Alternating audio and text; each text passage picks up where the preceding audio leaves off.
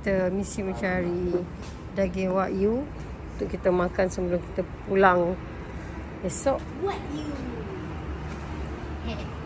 Wow.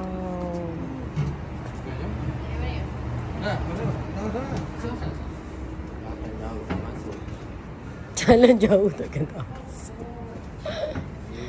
Wah, daging dia halal ya, halal.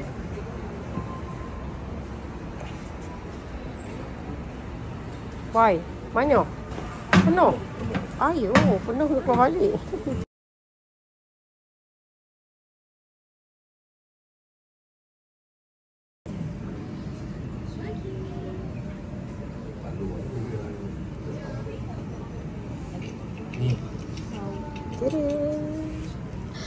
Teringat makan ramen. Ramen Tokyo. Ramen Jepang. Siap ada lidah. Beef tang. Ramen makan. Teringin nak makan. Tak apa, kita rasa. Dah sampai kita kena rasa lah. Alhamdulillah.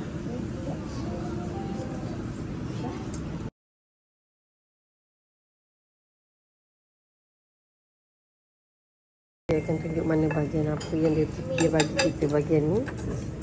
Ni bahagian kat perut. Ini bahagian kat belakang. Ini bahagian dekat buntut. Ini bahagian dekat atas buntut dia.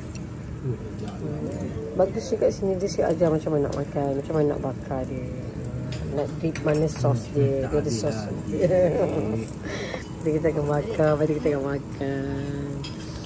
Lidah dah habis lah. Lidah pun habis. Oh, terbakar. Lidah apa habis? Banyak lagi.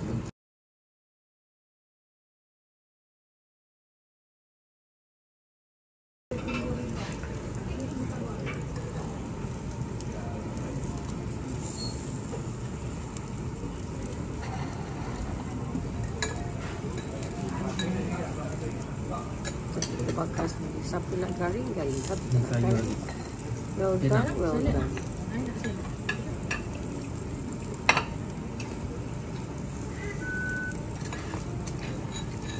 Bagus.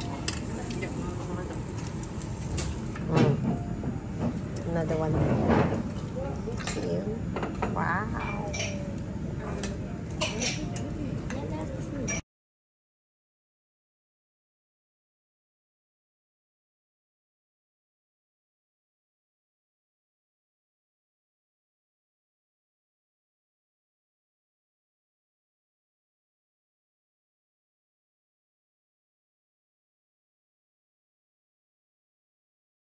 RM24,000.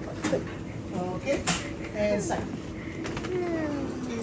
RM24,000. There you go. Thank you. Thank you. Yeah, you're back. Please come again. Okay. Absolutely.